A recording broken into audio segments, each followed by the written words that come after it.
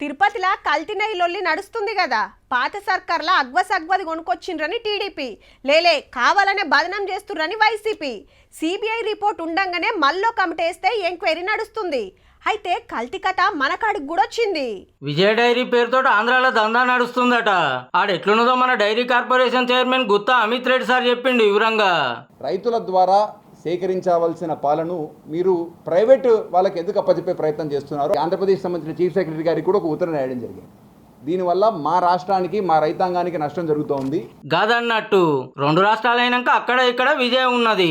అయితే వాళ్ళు ప్రైవేట్ వాళ్ళ గొప్ప చెప్తే అంత గోల్మాల్ నడుస్తుందట. అసలు తెలుగు రాష్ట్రానికి సంబంధించిన రైతులతో సంబంధమే లేదు. ఎక్కడో గుజరాత్లో ఈ ఘీని ప్యాక్ చేస్తూ ఉన్నారు, ఈ మేఘ్నా ఫుడ్స్. ఇదే కల్తీ ఘీ అనేది మన దేవస్థానాలకు కూడా ఇస్తారా? మీరు ఒకసారి ఆలోచన చేయండి. మరి ఒకవేళ ఇది ఒరిజినల్ ఘీ అయితే మరి దీన్ని ఎందుకు వాడట్లేదు? మనకు అడిగిన గసంటి కథలు వాడబోతే కంట్రోల్ చేసినాం అన్నాడు. సరే, ఘీ సరిపోనట్టు ఇప్పుడు పాలతో కూడా ముందలు రావడం జరిగింది. దీని మీద marketed by Vijaya milk products. దీనికి విజయతో ఎటువంటి సంబంధం లేదు. కాబట్టి విజయ పేరు చూసి కొనొద్దు, మొత్తం తెలుసుకున్నాకనే పాలైనా పెరుగైనా నెయ్యి అయినా కొనుండ్రని మళ్ళా చెప్తాండు సారు. మీరు ఏదైనా కొనేటప్పుడు విజయ తెలంగాణ అని చూసి కొనండి.